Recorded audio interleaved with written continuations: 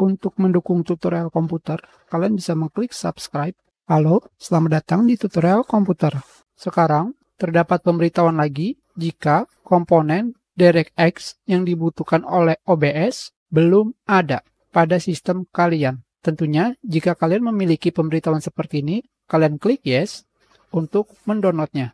Sekarang, kita pilih save file, dan kita klik save. Sudah selesai. Yang akan kalian download sekarang adalah DirectX and User Runtime. Jika kalian ingin mendownload versi offline-nya pada mesin pencari, kalian ketikkan DirectX and User Runtime. Offline. Installer. Kalian tekan enter. Di sini kalian pilih yang paling atas. Dan kalian klik download.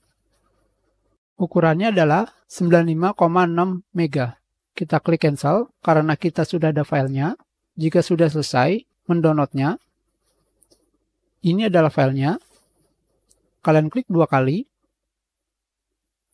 Kalian pilih yes. Kalian klik browse.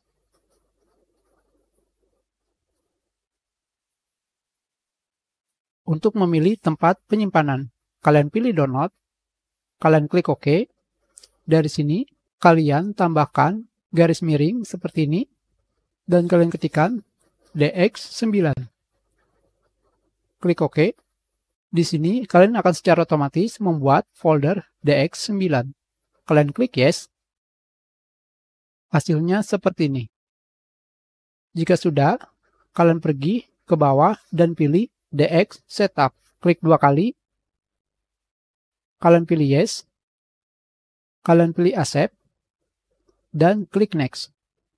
Next kembali untuk menginstal komponen DirectX. Kita tunggu sampai proses instalasi selesai.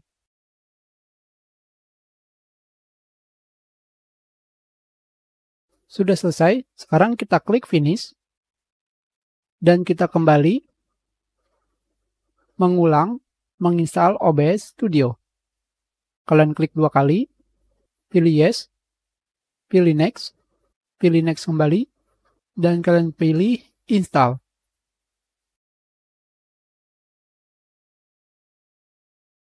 Sekarang kita klik finish untuk menjalankan aplikasi OBS Studio.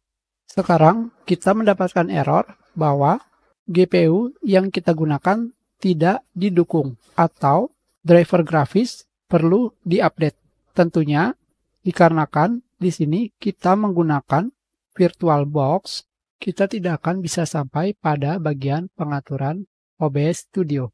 Kita sudah, terima kasih.